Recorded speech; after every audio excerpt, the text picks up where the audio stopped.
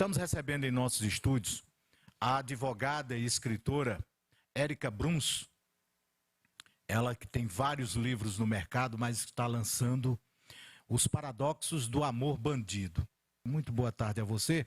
Érica, realmente, para quem trabalha no sistema criminal desse país, ele precisa entender principalmente o que é hibristofilia, que é nada mais, nada menos do que esse amor bandido, essa atração pelo criminoso. Muito boa tarde, seja bem-vindo ao Página 1. Boa tarde, Edson. É uma satisfação enorme participar aqui com você do Página 1 e falar um pouquinho da hibristofilia, né, que é uma parafilia e que traduzido e conhecido popularmente pelo amor bandido. Isso que nós vemos corriqueiramente, quem trabalha na área criminal como eu, essas mulheres tão apaixonadas e dedicadas por esses homens que estão presos. E o fato deles serem criminosos não modifica nada nesse amor e nessa dedicação. Pelo contrário, é isso que as atrai a dedicar-se tanto a este homem encarcerado. Além de ser um problema social, né, o que causa um problema social muito grande, nós vamos discutir isso durante a entrevista, mas o amor bandido, ele precisa ser analisado pela sociedade brasileira, porque esse amor traz para fora do sistema carcerário as consequências do que acontece lá dentro também, né, Érica? É verdade, sem dúvida. Inclusive, eu costumo dizer que o aumento do encarceramento feminino se dá também em virtude da hibristofilia. Isso. Porque as mulheres, por amor, estão tendo atitudes criminosas e sendo encarceradas. Isso. Quer fazer uma pergunta? Quer trazer uma indagação à doutora Érica? É só aquele tema que eu frisei inicialmente, não é? O quanto essa questão do amor bandido leva, inclusive, essas mulheres ao cometimento de delitos como estes, né? Que são a tentativa de adentrar nos presídios com materiais ilícitos. E um outro caso, Edson, aqui em Monteiro, por exemplo, como nós temos facções de tráfico de drogas, muitas vezes, no caso da prisão do companheiro, algumas dessas mulheres acabam assumindo o gerenciamento, não é? Gerenciamento desses negócios ilícitos, caindo literalmente, definitivamente no mundo do crime. Ok, Fábio, vamos à resposta da doutora Érica e a participação junto ao nosso correspondente do Cariri paraibano. Excelente a sua pontuação aí, é uma coisa que é bem marcante, que nós vemos bastante. Especificamente com relação ao estudo da hibristofilia, uma coisa que eu sempre peço para que possamos separar inicialmente é que nem toda mulher que se relaciona com um apenado, com alguém que está preso, ela é hibristófila. Não é? Nós temos ali no dia de visita um número enorme de mulheres que estão ali na fila, mas a gente precisa saber que existem casais que já estão juntos quando há o cometimento do crime pelo homem, por exemplo, e que aí essa mulher ela só continua a dar assistência ao esposo que foi preso. Então, essa mulher, apesar de estar se relacionando com o apenado e dar assistência, ela não é hibristófila. A mulher hibristófila, ela é aquela mulher que ela é sexualmente atraída pelo fato dele ter a conduta desviante, dele ser criminoso. Então, é aquela mulher que, por exemplo, vai ver no jornal que um homem foi preso em virtude de ter cometido, e aí pouco importa o crime, não existe um crime que possa ser excluído ou a maioria de um crime específico, mas em virtude de ser mostrada a cara de um cidadão como alguém que cometeu um crime, ali ela vai estar atraída sexualmente por ele. E aí, quando eu pergunto para essa mulher o porquê, ela diz que é porque, ou pela adrenalina, ou porque ela busca os holofotes daquele homem. Então, durante as minhas entrevistas, eu, inclusive, as classifiquei em 6 tipos diferentes. Mas é bem verdade o que você tem dito aí, porque muitas das vezes elas são atraídas por esses homens que, por exemplo, estão atuando no tráfico de drogas. E aí a mulher, ela quer dar orgulho a esse homem, né? E geralmente o que elas me dizem é que ele pergunta assim, você teria coragem de entregar uma mercadoria para mim? E aí ela, por amor, ela começa a ter uma conduta criminosa também. E aí ela começa a assumir, como foi dito aí por você, né, muito bem pontuado, ela começa a assumir o comando do tráfico de drogas, ela começa a atuar na contabilidade, né? Quem está devendo a receber dinheiro, a pagar, a dispensar mercadoria, a receber mercadorias. E tudo isso em virtude da patologia que ela sofre, que é a hibristofilia. Doutora Érica, a senhora é advogada, o que levou a estudar e escrever, a única no Brasil que abordou a hibristofilia. Eu queria que a senhora explicasse detalhadamente o que lhe levou a escrever sobre isso e a importância de se detectar essa situação para trabalhá-la. Inicialmente, eu quero dizer que no ano de 2014 eu tinha uma cliente chamada Creuza, né? Ela me autorizou a dizer o nome dela. E Creuza, ela estava encarcerada em virtude de ser acusada de transportar drogas de uma cidade para outra. E aí ela me dizia que tinha feito isso por amor. E enquanto ela estava encarcerada, ela encaminhava várias cartas para o esposo dela, que estava preso em outra unidade prisional. Naquelas cartas eu podia ler, quando eu ia ler para ele, ele era analfabeto, e eu lia para ele e eu via assim um amor muito grande e promessas de um relacionamento futuro, onde ela dizia: eu fiz isso por amor e quando você sair nós seremos felizes e tudo mais. E na atuação da defesa de Creuza, ela conseguiu a liberdade e aí ela me disse: doutora Érica, eu vou trabalhar e vou pagar para a senhora fazer a defesa do meu amor. E assim foi feito. Quando ele foi beneficiado com a liberdade, 15 dias depois, Creuza entrou em contato comigo. E aí ela me disse: doutora Érica, eu quero que a senhora trabalhe para um outro marido. Então, aquele marido que conseguiu a liberdade, 15 dias depois, ela já estava me dando um nome de outro marido. Que aí eu preciso fazer um parênteses para dizer que as mulheres que se relacionam com apenados, elas sempre dizem meu marido. Elas acham isso uma intitulação importante, né, para dar para esse homem. Então, ela disse: eu quero que a senhora trabalhe para esse outro marido. E naquela ocasião, eu não achei que fosse nada anormal, porque, de repente, a gente tem uma expectativa de relacionamento que não dá certo. E aí, fui trabalhar para um segundo marido, e para ser mais breve, o segundo marido, quando saiu, ela me deu o nome de um terceiro marido, até que chegou ao quarto. E naquele momento eu disse para ela assim: mas Creuza, você não aproveita nem da lua de mel? E foi quando ela disse a frase inspiradora para a minha pesquisa. Ela disse: eu só gosto de bandido, mas de bandido preso. Quando ela me disse aquilo, eu fiquei com aquilo no pensamento e aí eu fui para casa e comecei a pesquisar. Aquilo foi no ano de 2014 e nós não tínhamos quase nada na internet. Busquei literatura, não consegui. Como eu também tenho uma facilidade, eu falo outros idiomas, eu fui buscar literatura em outros países, encontrei alguns artigos, mas nada de tão profundo que pudesse me explicar o que era aquilo, mas eu sabia que aquilo estava existindo. E a partir daquela frase da Creuza, eu também comecei a observar e já comecei a fazer pesquisas e entrevistas com outras mulheres de clientes meus que estavam encarcerados. E eu vi que aquilo era uma coisa, eu posso até dizer que normal, porque elas diziam que haviam conhecido esse homem após o encarceramento e eu vi uma dedicação muito grande destas mulheres. E aí eu vi logo que se tratava da hibristofilia, o nome eu encontrei rápido, mas aí eu não vi estudos sobre isso, não via literatura, e comecei a procurar, por ver que era uma coisa que se tratava do lado psicológico, eu procurei psicólogos, psiquiatras, sexólogos, e todos eles eram unânimes em me dizer: olha, doutora Érica, eu vi isso na faculdade, mas eu não tenho experiência nenhuma com isso. Nunca tratei uma pessoa hibristófila, não sei como isso acontece de verdade. Então, eu disse: então, eu preciso aprender. E aí eu comprei uma quantidade, assim, muito grande de livros e comecei a sair da área jurídica e assim, entrar na área da psicologia para entender, já que eu queria aprender sobre aquilo. Então, na realidade, no início das minhas pesquisas, eu não pesquisei para escrever.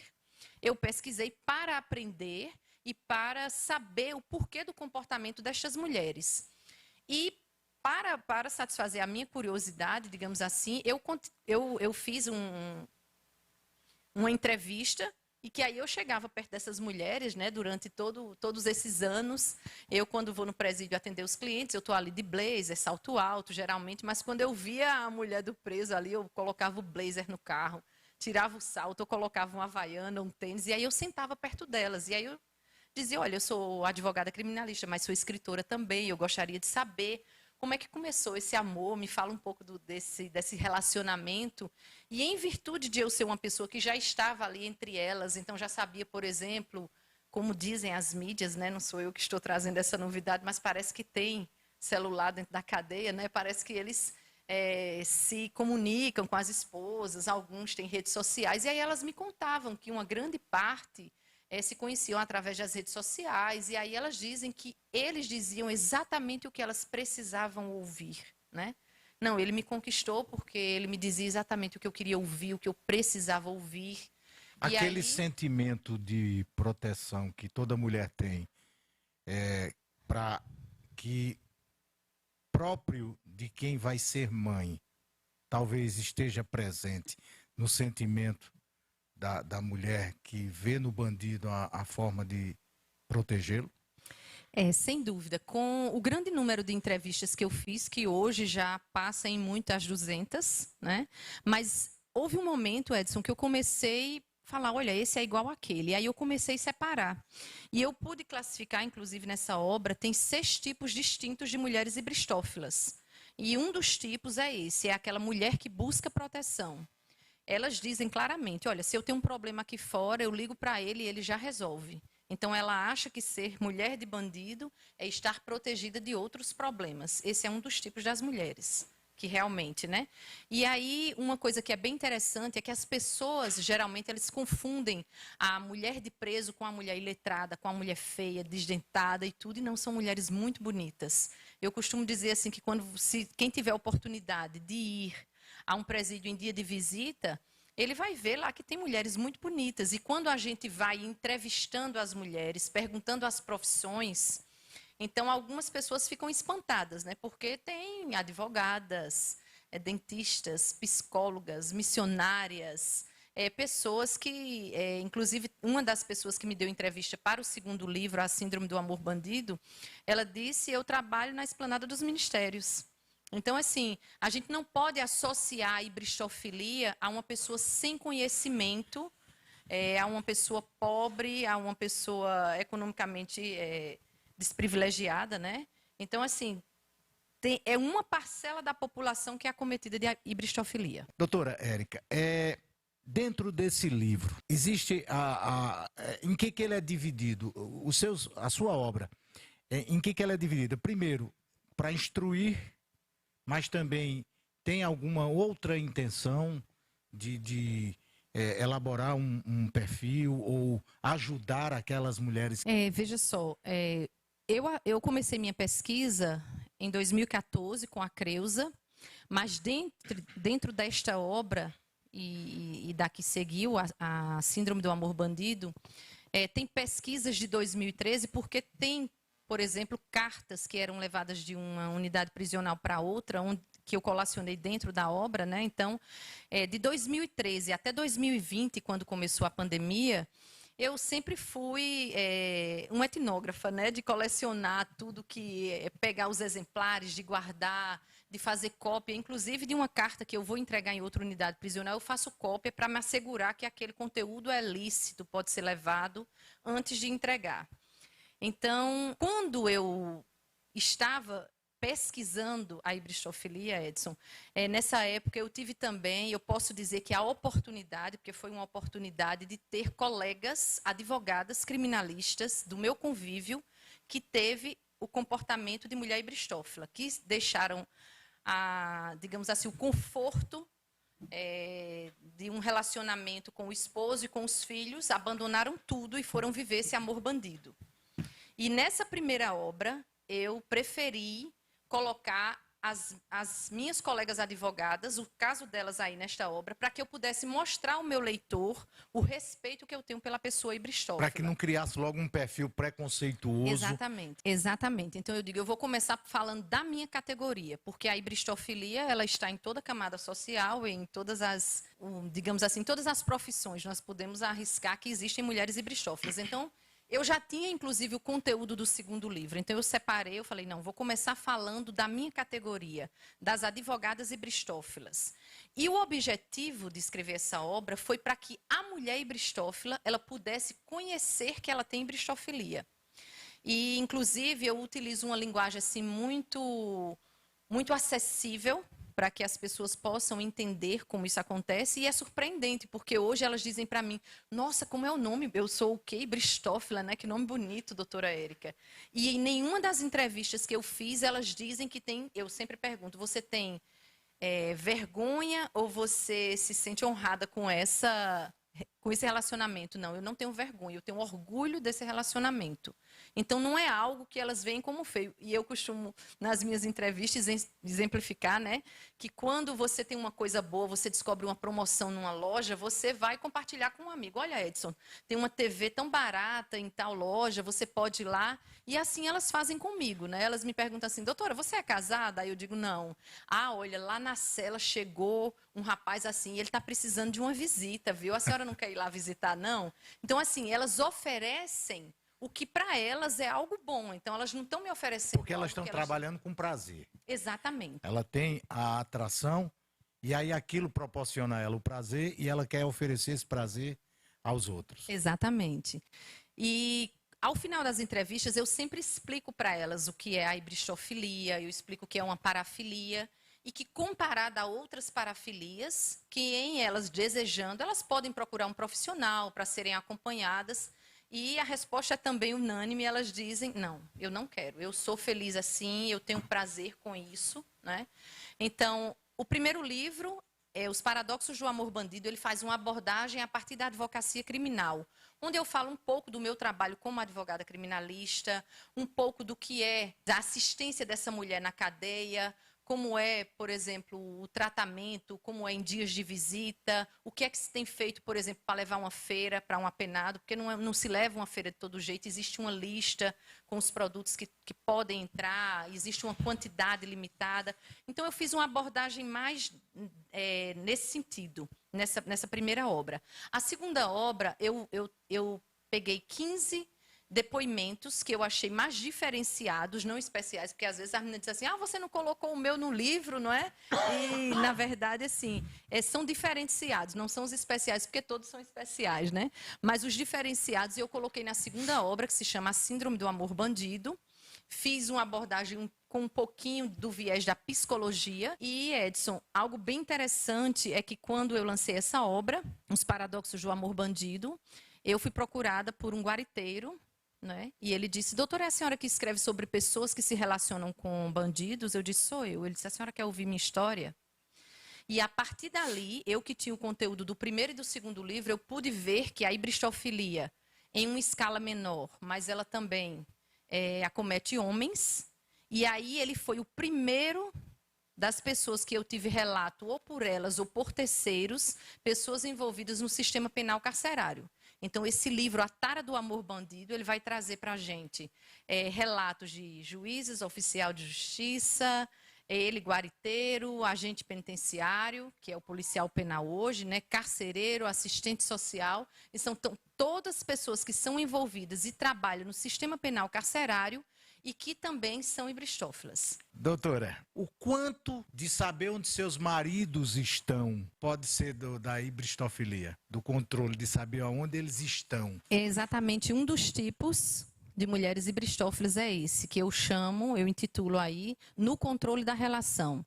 Na verdade, não é nem para saber onde ele está, mas a mulher que eu considero como aquela que eu digo, a ibristófila, que quer estar no controle da relação, é aquela que foi abusada sexualmente, que foi agredida fisicamente, e aí ela disse, não, basta, agora eu me relaciono com um apenado, porque ele está preso.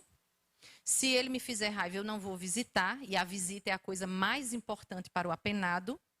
Então, tem essa mulher que ela quer estar no controle da relação, mas para que ele não agrida mais. Um dos tipos das mulheres são estas, porque eu perguntava por que um homem que está preso e não um que está solto. Não, porque os que estão soltos, eles me agridem, já me bateram, e aqui não. Se ele não fizer do jeito que eu quero, eu não volto.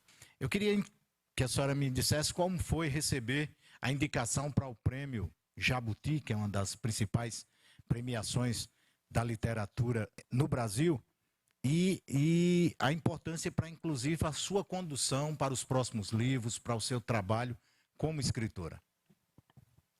Foi uma grande surpresa, até mesmo porque a inscrição não foi feita por mim.